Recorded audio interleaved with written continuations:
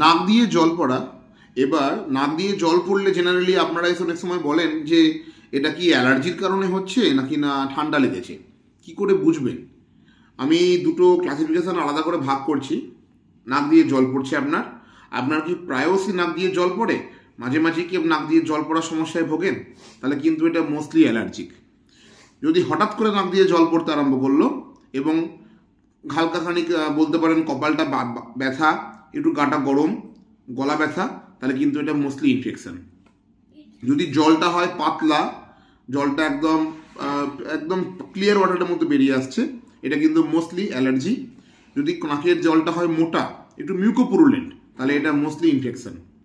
যদি দেখা যায় যে এটা সিজনাল এবং ঋতু পরিবর্তন বা ধরে নিন কোনো exposure two pollen, exposure two dust এগুলোতে বেড়ে গেল, তাহলে এটা মোস্টলি অ্যালার্জিক।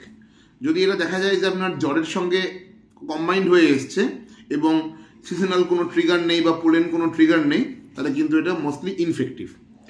যদি আপনি অ্যান্টিহিস্টামিনিক খেয়ে নাক দিয়ে জল পড়াটা কমে গেল, তাহলে তো ডেফিনেটলি অ্যালার্জিক।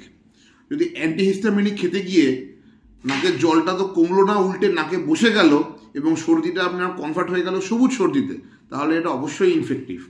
তাহলে অ্যালার্জিক নাক দিয়ে জল পড়ার ট্রিটমেন্ট কিন্তু একরকম, আর যদি ইনফেকশন হয় তার কিন্তু একরকম। দুটোর সম্পূর্ণ আলাদা ভেরিয়েন্ট, ট্রিটমেন্ট সম্পূর্ণ আলাদা এবং তার কোর্স অফ অ্যাকশনও সম্পূর্ণ আলাদা। তাই আমি একটা জিনিস সাজেস্ট করব, কখনো নিজে থেকে সেলফ মেডিকেট করবেন না, অবশ্যই কোনো ফিজিশিয়ানের পরামর্শ নেবেন বা আপনার কোনো পুরনো প্রেসক্রিপশন থাকলে সেটা দেখে ওষুধগুলো খাওয়ার চেষ্টা করবেন। ধন্যবাদ।